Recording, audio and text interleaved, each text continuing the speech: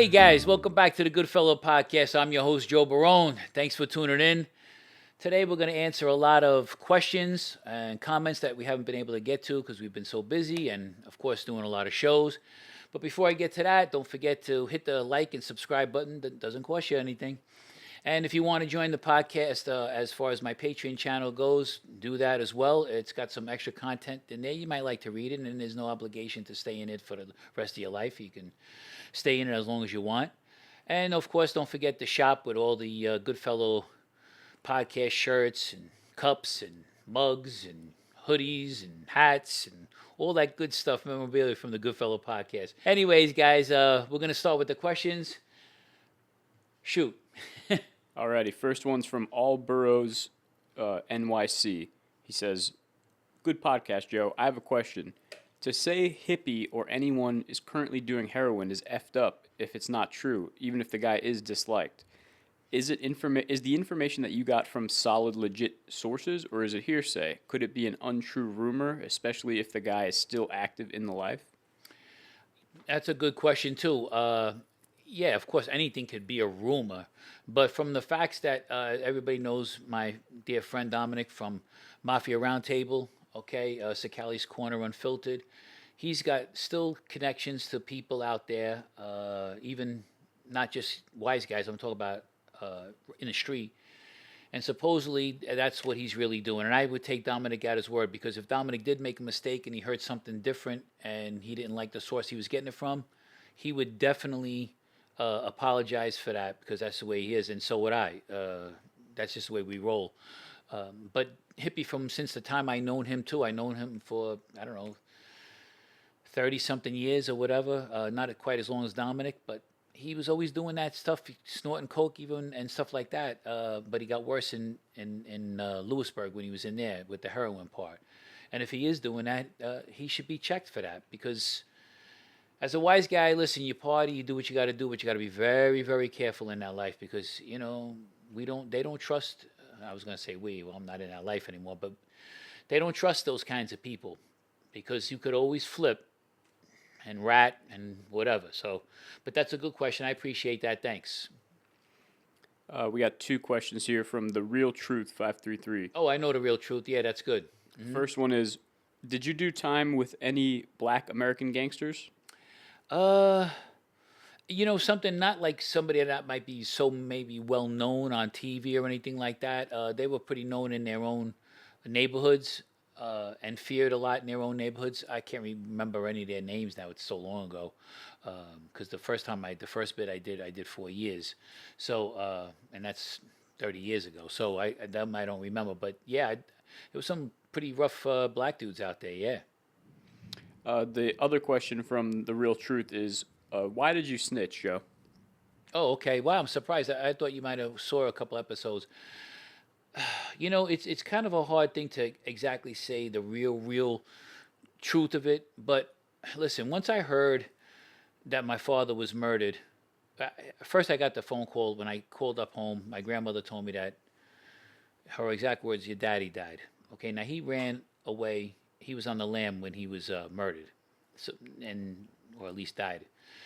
Later on, I had found out with the FBI, once they called me down. I was at MCC, and they called me down, and they gave me the whole rigmarole about some wise guys going out to see him.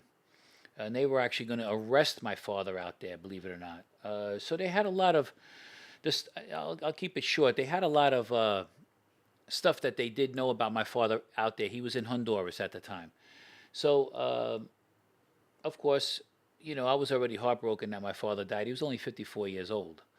And once they told me that, it just kept on my mind, and I kept pondering it, going over. I mean, of course, they wanted me to cooperate with them. And I knew that in the back of my mind, too. But I didn't start to cooperate with them until I really decided that, how am I going to find out who killed my father? It could take years, which unfortunately it did, and I still never found out. And I'm getting to the bottom of that soon with Dominick. We're waiting for a mentor of his to pass away. And Dominick will definitely tell me everything that he knew anyways. But So I guess it was just weighing on my mind. And sure enough, I just said, you know something, what is this life? What do I got here? Who do I got? Without my father, I couldn't trust anybody. And so I decided to flip. It was all just to really, if you really want to know the whole thing, is because I wanted to see if I could find out who killed my father. If that was in fact accurate. I think it still is. I just can't trust the FBI, but that's the real reason why I flipped. But thank you, The Truth. Appreciate that. You got a lot of good questions, and I thank you always for tuning in. As like all the people that watch me and Dominic and everybody, appreciate it. Next one's from Ace Irish 222. They said, "What do you mean by taking off the sunglasses is a show of respect, and what does it what do the sunglasses have to do with respect?" Oh, When okay. you're talking to Dominic, they're saying. That's a good question too. That's actually a good question because when you're talking to somebody that's like Dominic was my captain, okay, and also I love him and I respect him. So just like when I took my glasses off when Gene came on the show and stuff like that, and always in the beginning I always tell everybody don't mind my glasses because these lights in here they do hurt my eyes, and I can't really see that far away. Because the screen is is in front of me and I can't really see, and I want to see their face. I want them to have the same level of respect that they can see my eyes and my face, because your face tells all. If you guys remember when there was COVID out there, everybody had a mask on, and it was very hard to like know if a guy was serious with you, talking to you, laughing at you, smiling at you. You don't know what's going on because you can't see his face. Well, that's the same thing with the glasses, and because I respect Dominic even still to this day, I show him the level of respect by giving him my glasses off so he can see my eyes and he can see that what I'm telling him is true. Because look, everybody's soul is written in their eyes, so everybody would know the truth. I hope that answered the question, but thank you. That was actually a really good question. This next one's from Pete YNY7960. Okay. They said, "Hey Joe, did you ever go to the El Dorado or Beckwith Point beach clubs in New Road during the summers in the 90s?" Absolutely. You kidding? My uncle used to own the El Dorado. He's really my cousin, but he used to own the Riviera first, and then they sold that place, and then the El Dorado. And Beckwith Point was the one all the way on the end. Absolutely, I used to go there, swimming, diving, the food. Forget it. We used to go there. Well, I'll tell you a quick story. We used to go there at night. If I used to meet anybody in the clubs or anything, a couple of girls, I say, "Come on, we're going to go to the pool," and we used to get in, and we used to go swimming at night and stuff like that. We used to say back in the days, we figured the chlorine, if they were dirty or anything like that, the chlorine might kill all the bacteria. You know what I mean? So we made them go right in the pool. That's the way you used to think when you was a kid, you know. But yes, I definitely went there. And Davenport Park too. Don't forget, we used to go there too to hang out in the summertime. When you used to wax the car, we knew the first nice summer day, everybody was hanging out there, listening to radios. It was nice. It was fun. So obviously you're from New Rochelle or maybe the Bronx. Who knows? Another one from Ace Irish 222 says, "Joe, did you know Jimmy the General Barbieri? He stayed in the Social Club on 36th Avenue and 12th Street, Queens. He testified against Vinny that he was going to kill that prosecutor." Jimmy the General. It sounds very familiar. I don't know if I know that name offhand, but it's very possible. But I don't recall because there's a lot of guys they used to call the General or like that. But I don't remember him offhand.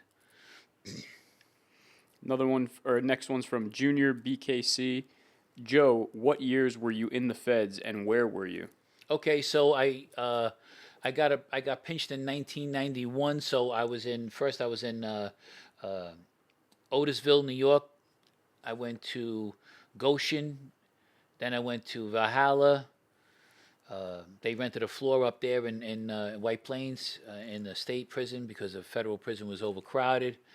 I went to, they flew me out to El Reno, Oklahoma, and my last 18 months I was in Milan, Michigan. That was on my first bid. So they ship you all around back at those days. What are you gonna do? That's why I didn't really like having people visit me that much. But those were the places I was at. DNI 27 says, "Did AJ Maxwell have an impact on your experience as a member of the groups you worked for?" AJ Maxwell, who was that? I'm not I sure. don't know who that is. Well, I'll look that up because then it'll refresh my memory. I don't want to not answer your question, but I don't recall off of who he is real quick off the top of my head. But there's a lot of people that impacted my life over the years. You can't. I don't know if I could just pinpoint it to one person or not, but a lot of people impacted my life throughout the years. Andrew Wilson 6990 says, "What was Norman DuPont like? I know he took care of the Ravenite, but was he, for all intent and purposes, respected?" Oh, the Ravenite Club. Norman DuPont. Yeah, Norman DuPont. Yeah, but well, the Ravenite Club was run by the Gambino family, so that we didn't. I didn't really never go there. I mean, why would I unless I had some business there? But sometimes other wise guys from other crews would go to different places, meet, and there would be a collaboration between maybe one or two different groups. But I never went there myself personally for any reason. Mr. Manchester says, "Joe, what's your last name? And were you in the mob?" My last name is Barone, and yes, I was in the mob. I originally started with the Genovese crime family, but then found my true calling in the Bonanno crime family. This next one's from Lewis U9Y. He says, "Cicale wants you dead. You're smarter than him. Cicale is a low-life mutt." That Lewis, that's not Lewis. That's not the Lewis we know. Lewis Caspin, right? No, I don't think so. It's spelt the same way though, but I don't. It's Lewis has a different name on here. Oh, okay, yeah, because I don't think Lewis would say. Well, I don't think he'd say. He never said something like that to me, and I don't think he'd ever say nothing like that. No, I don't think it's him. Yeah, I don't think he can't because Lewis would. Yeah, he would. He's pretty outspoken. I think if he had feelings like that, he would tell me on the show or even behind closed doors. But yeah, because if somebody like that to talk like that about my friend, got to be a dog. And Lewis is not scared like that to talk. He'd say what's on his mind, especially look at all the stuff he said about Sammy. You know what I mean? But to this new Lewis out here too, not to be confused with our friend Lewis Cassman. I'm not smarter than Dominick. I'm not better than Dominick. We're all the same in a lot of ways. Dominick is a lot smarter than me in a lot of ways too. He's not looking to kill me. He's not looking to hurt me. So, Lewis, I don't know why you think that. If you want to elaborate more on that, that's fine. I feel nothing like that from Dominick. I see nothing like that from Dominick. He's been my friend all these years. Look, if he found out I was working with the government back in the days, yes, he would have took care of business. And by all means, he had to have. I think it would have hurt him. It would have broke his heart. But he still would have handled his business because that's the way Dominick was. And Dominick's a different guy now. He's a good person. He's a good man. He's a really good friend, and he's a brother. So if you want to elaborate on why you feel that way, that's fine. If not, I love Dominick, and that's the way it's always going to be. And I'll do like he said. I'll die with him if I had to. But thanks for the comment, Lewis. 46 Reno says, "Joe, it's a simple principle. Lay down with dogs, you get up with fleas. It applies to all walks of life. Your father had to learn that the hard way, sadly, but be glad that you could walk away, at least." Yeah, that's really nothing much more really I could say about that. You hang around with who you hang around with. You know what you're involved in. If you're a fireman, you might get caught in a fire and die. You're a policeman, you might get shot and killed. You're a gangster, you take your chances. You're 100% correct. Who was that now? I forget who that was. I want to mention. Yeah. 46 Reno. So 46 Reno. Yeah, that's it. That's a fact. I mean, look, I think he knew my father, but this was his life now. I mean, he was a successful businessman in his own hairdressing, right? And he could have made money, but I don't know why he did what he did.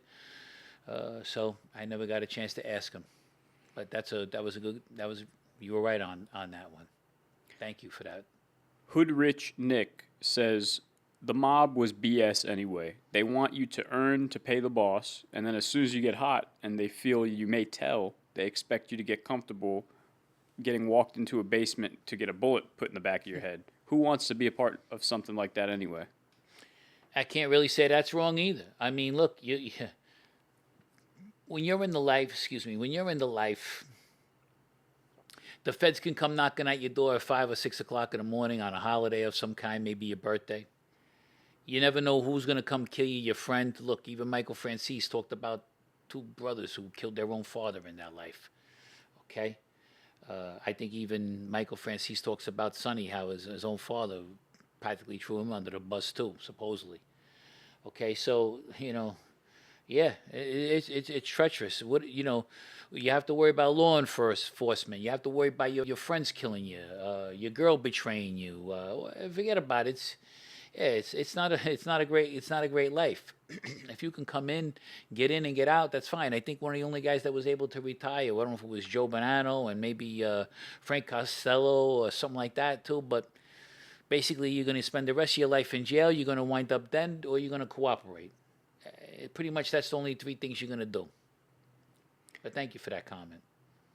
Adam Mitchell says, I want a haircut like that. Who's your barber? Hey, Adam. Believe it or not, I haven't been to a barber in 30 years, maybe 40 years. I used to, once in a while, I used to go see my friend Frank. He probably passed away now. He had Alzheimer's.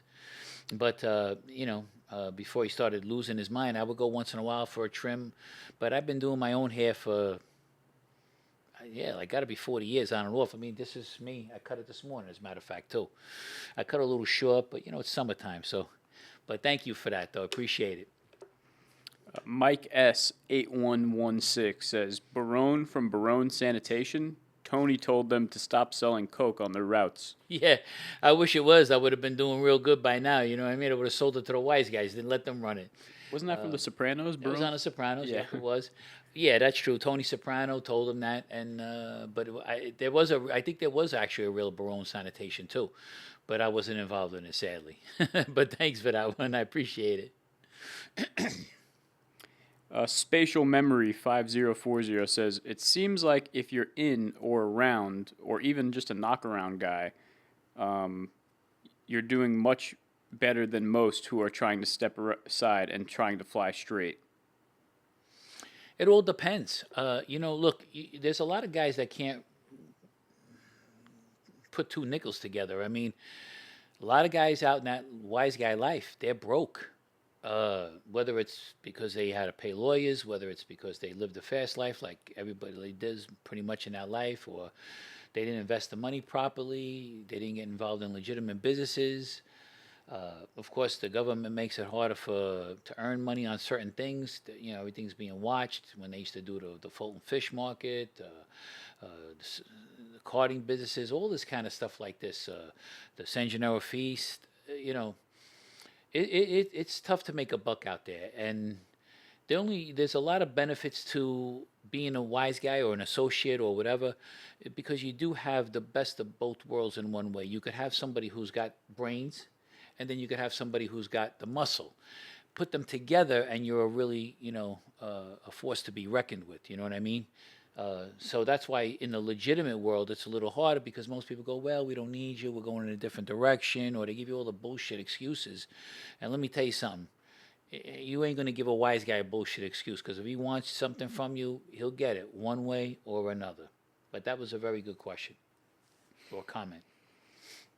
Johnny Provolone. Hey, Johnny, that's my guy. He says, another great show, Joe. I love the Godfather mention as well. You don't have anything to worry about that kid Anthony. And for those who don't know, that's the kid who wants to kill you, right? Oh, yeah, that's what he want to put two in the back of my head. Yeah. Word on the street in the Bronx is that he is heavy into blow, and he also thinks that he has all these quote-unquote buddies in the Bloods, the gang. Yeah, I know that. Another word on the street is that they're just using him for money, and they don't do anything he asks them to. I look forward to seeing your next show, and when you're on with Dominick, have a great rest of your day, brother. Hey, thanks, Johnny Provolone. I really appreciate that. That was very nice. Thank you so much for that. Yeah, the whole thing is I feel bad for the kid because he had so many. He started off in life. Of course, his mother and his real father is not. They weren't together. The father used his mother. And she didn't have to go that route either. And that's one thing I always took a little. I felt bad for her in a lot of ways because I said, "Why did you?" I always hated in my life. I met a lot of different people.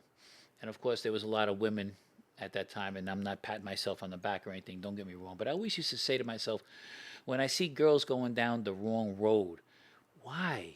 You know, there was a question on Dominick's show the other day, Johnny, that you mentioned it, and somebody said, "Is it like why do these girls want to go with these wise guys and live that fast life like that too?" And I mean, sometimes they're in it for the money and or whatever, and then the glamour and look who I know and all that kind of stuff. But this particular kid, his mother did not have to be with this guy. He wasn't a bad-looking guy, but he had a bad coke habit. Now, like you're saying, maybe his son's got the same habit now too. The guy, he was a drug dealer as well too, and he bullshitted the hell out of her. But she was hanging around the wrong places and did the wrong things, and it's not the first time she's done that. And I always felt bad for in those respects. But there's nothing I could do. You can't stop doing. You can't undo the certain things that you do. You know what I mean? And I don't know why girls do that to themselves when you got so much potential, so much potential. But hopefully he doesn't be stupid enough and try to do anything like that. I don't want to do anything bad to him. I don't hate him, even though he might hate me. I don't care. So hopefully that nothing like that will ever happen. But thanks for that, Johnny Provolone. Hope to see you again soon, and I'll be with Dominick hopefully in another few weeks. So you'll be looking out for that.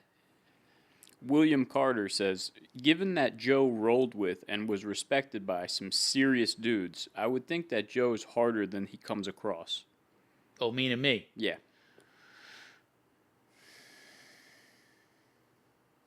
Yeah, I could say that, yes. I just don't want to. I'm not the type of guy to. I don't need to talk about some of the good things that I did or the harder things I had to do out there or whatever. If I never had another fight or anything like that in my life, even 20, 30 years ago, it would be the best thing. Because really, who remembers it? Who remembers this? Who remembers that? Who cares? You know what I'm saying? Except the little small circle that you're in, But thank you for that. Yeah, there is a lot more to me than meets the eye, and I appreciate you actually noticing that. That was very nice of you to say. Thank you. Kumarg3598 says, I don't know if Joe ever talked about this, but I think that the FBI lied to him. I don't think that the mob killed his dad, or if they did, it wasn't a sanctioned hit. But what do I know? If I were the FBI, I would have lied to him to get him to flip. They still had that credibility back in the day. That's something that's pretty much spot on, because like now I don't really know. The only thing that keeps me guessing is the fact that when I did ask Dominick and he talked to me a little bit, if he knows something, that could be something. Maybe there's something even more to it than the both of us wouldn't know. You know what I mean?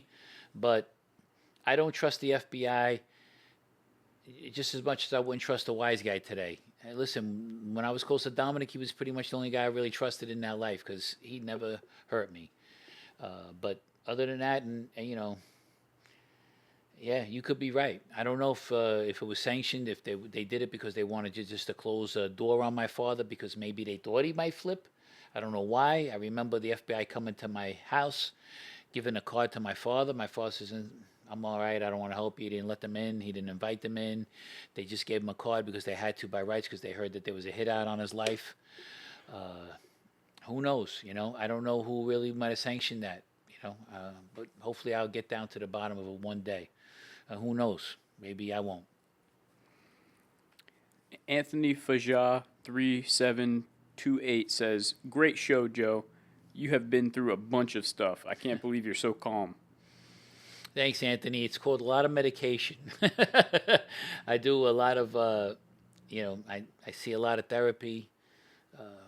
The PTSD I got is still to this day.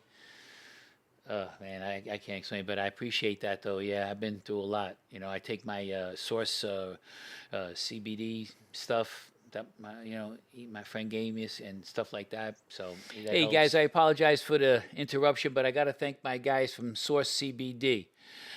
They got today's episode is only because of them. They have tropical ointments, gummies, tinctures, and much, much more. This is good for joint pain, stress relief, which is one of the reasons why I take it, muscle recovery, everything. Believe it or not, they even have stuff for the dogs, if you believe it. Listen, you guys want to try it? Go to sourcecbdhemp.com and try it. And don't forget to mention Goodfellows for a 20% discount. Thanks again for tuning in. And this is, oh my goodness, this is delicious. Thanks, guys. In this genre, this shows that I do, it helps me to some degree, but it gives me nightmares again because I relive the stories over again. All the stuff that I got to relive. Like, I don't want to have enemies. I don't want to have bad dreams. I don't want to have all these things. I wish none of this stuff would have happened. I mean, I miss all my friends that were out there that, that who I never ratted on about anything. My friends. Yeah, I miss them, I miss all the stuff. I miss my old town. New Rochelle, New York was a great town at one time. It's a dump now. I look at it. I drove through it. I came home. I couldn't sleep for 3 nights because of the way the infrastructure changed. Yeah, I've been through a lot, but thank you for noticing that. I appreciate that. Appreciate that a lot. Ted Tukolsky says, Dominick's nickname for Mikey Mancuso gets longer every episode. Yeah. There was a real hatred between Dominick and Mike. Now, Michael really couldn't do anything to Dominick. Or he would, I don't even know if he'd have the balls to try back then, too. Because, yeah. But Dominick definitely hated him. But, when you're in that kind of life, even though if you don't like somebody, you still try to show a little bit amount of respect. And Mike thought who the hell he was, he really did. He'd been around people and stuff like that. And I guess, like Vinny put him in there. So he probably thought like, yeah, me and Vinny are close. But he wasn't as close to Vinny like Dominick. Nobody was. So, but yeah, that's pretty funny. Dominick, he really ate him. He knows now probably, but he was this close. He don't know how close he was to getting whacked. Oh God. But thanks for that. That was really made me laugh. Chaos 969 says, you want to see lunatics come to London, England and try throwing your weight around. Mafia or no mafia, you'll be dead meat. It'll be teenagers that'll put you in the ground, let alone grown men. How you guys talk so tough and not end up in a hole is crazy. Well, I like that one. That's good. I don't know anybody in London. I don't think, right? We don't know anybody in London. I was supposed to go to somebody's wedding, but I don't think we know anybody in London. Kevin Smith is from the UK, right? I think so, yeah. But I'll ask Kevin on that one. But listen, you got to remember one thing. If you had a gun, you could kill me, and I'm sure, but you'd have to beat me to death if you were just going to come with your hands. Well, not in England, they're not going to have a gun. Yeah, that's what I'm saying. So there might be some real tough guys out there in London. I don't doubt that. There's tough guys all around the world. No, look, even Bruce Lee, everybody knew. He said it too. There's always somebody tougher than you. You always got to be ready to lose. You're not going to win everything you do. I mean, come on, give me a break. But it's not about talking tough. When Dominick talks, I talk, whatever. We did it. It's not like we didn't do it. It's not like we're just talking, sitting here. Hey, yeah, remember that? These things happen. You understand? So it's not about talking tough, but that's okay. I don't mind that comment either. That's a good comment. Oh, and I think Dominick is going out to the UK. I think he said on his channel. Yeah. So, but that was a good comment. Thank you. Steffenberg6100 says, very entertaining. You three should start a combined podcast discussing new/old Mafia and current events. Maybe once a week. I would watch it. And when she says you three, she's talking about you and Dominick and Gene Barello. Oh, yeah. Well, something we might do that. Gene's got a really great show. He's doing excellent. Everybody loves him, which I can understand. And of course, Dominick, everybody loves him too. So, and I appreciate that comment about myself as well. Thank you for that. Yeah, I'd love to. When I'm going to see Dominick in a few weeks. Maybe we're going to go see Gene too. And, I listen, when we get together, guys like us too, it's really, I don't know. It's a very relaxed type of situation because we were all in the same kind of thing, and it's like there's no I don't know. We just it's really easy to be around each other like that. You know what I mean? But thank you for that. Yeah, I'll definitely talk to Dominic about it and Gene. Gene is funny as a son of a gun, though. I'm telling you, man. And between the three of us, we laugh our asses off. You got to see us behind the scenes. I'm gonna see maybe one day we'll film it without us knowing behind the scenes, and you guys, oh, we can't stop laughing. But thanks for that. I'll talk to them. Frank Volpe says, does anyone know Rudy Suits from Arthur Avenue or Joe Smash from Brooklyn? I'm surprised. Arthur Avenue, Joe Suits. I don't know. I don't know the other guy Smash from Brooklyn. Even though I hung out in Brooklyn a while. Like I used to hang around where Jimmy Calandra used to be a lot. You know, he was away in prison, I think, when I was hanging around. That's why I actually kind of helped those guys out a little bit. He got a lot of really good show. I like Jimmy's show too. He talks a lot of good stuff, man, too. I like Jimmy's show. Ramon Nava says, Oh, my friend Ramon. says, what's up, Joe? Do you remember when I tinted the windows in your apartment? I think it was Pelham Road. Yep, I remember when you came there. Yeah, Ramon is a good guy. His family, he's just another great guy, and he does a great job with tinting too. But he was just a good person all around. We used to eat at the little restaurant next door to the tinting place where we used to get the car detailed and all of that stuff, the stereos put in. How you doing, Ramon? Hope everything is well, man. Thanks for the comment. Appreciate it. Yeah, I remember very well. Yep. It was on Shore Road. Pelham Road, we used to call it. Jay Monte, 1980, says, we need Italians in the government. Straightforward, no BS is what the public wants. You want to know something, Jay? You're right. The only problem with some of the Italians that do get there, they become waspy. Dominic is going to run for governor for Florida. As a matter of fact, I'm going to talk to you about that later. I want to get on True Social. I think that's Donald Trump's thing. Yeah. So let's get on that. Let's get Dominic some clemency, and anybody on my show can listen too. Let Dominic be the governor of Florida, okay? Because let me tell you something. You want people that's been on both sides of the fence.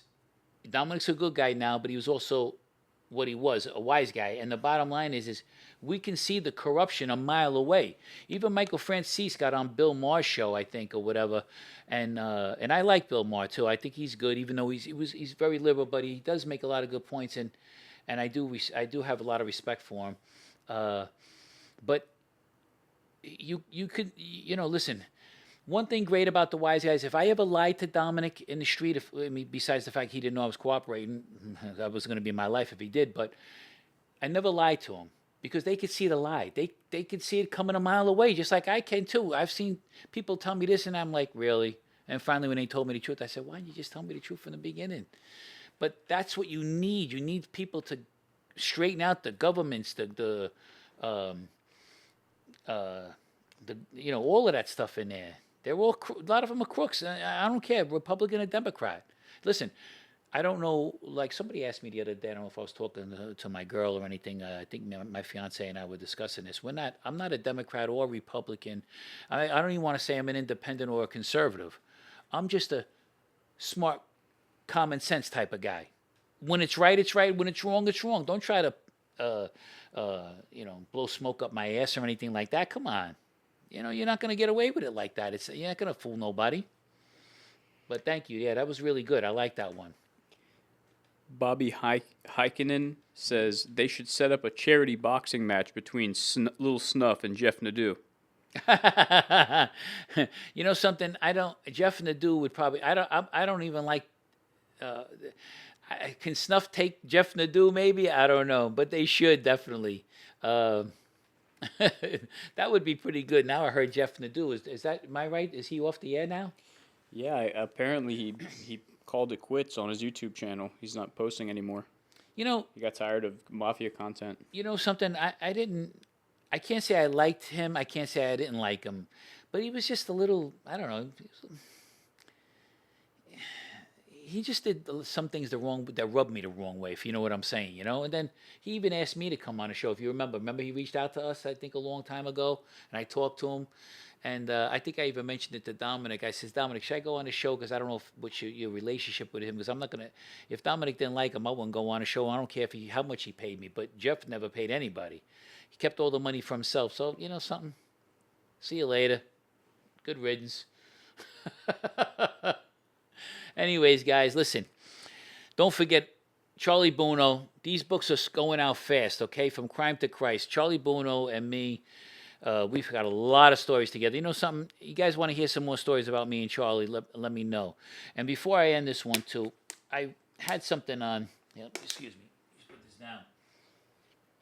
This was on a Facebook page, and I like it, so I'm not taking credit for it. Before you judge my life, my past, or my character, walk in my shoes. Walk the path I've traveled. Live in my sorrow, my doubts, my fears, and my pain, and my laughter. Remember, everyone has a story. When you lived my life, then you can judge me. With that, guys, thanks for tuning in. Don't forget, hit that like and subscribe. We'll see you on Mafia Mondays. We'll do a live show soon. I'm going to be with Dominick Cicale, hopefully in a couple of weeks, and maybe Gina. So peace and love to everybody. Take care, and thanks for tuning in on the Goodfellow Podcast.